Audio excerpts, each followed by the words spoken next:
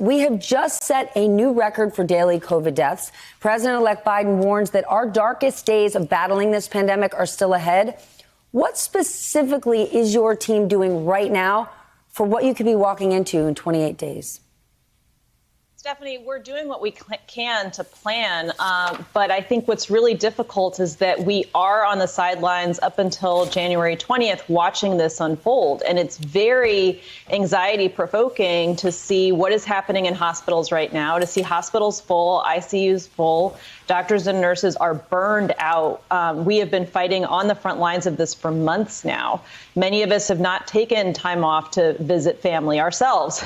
And we're looking at having to work double time over these upcoming holidays when others are traveling, continuing to transmit the virus. And that will lead to a surge on top of a surge on top of a surge.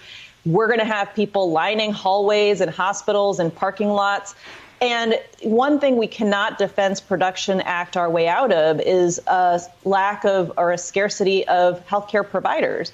If you don't have enough doctors and nurses, you can't manufacture those. You might be able to promote medical students to intern status or bring some people out of retirement, but that's really playing around the edges. And so we are, as frontline staff, going to have to be making some very difficult decisions about triaging, unfortunately, who gets what care and who does not. And so we do anticipate this next month is going to be horrible. And the next administration will be assuming office at one of the worst times in public health in this country ever.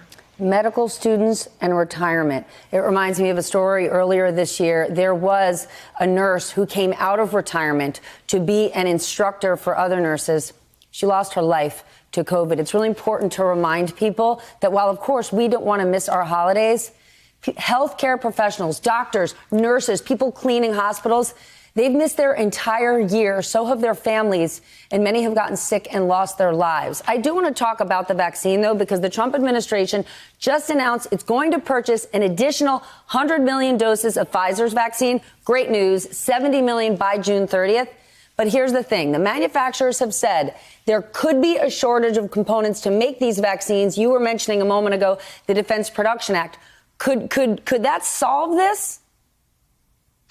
The Defense Production Act will likely be invoked, not just to force more production of personal protective equipment, but also of some of these components of vaccines.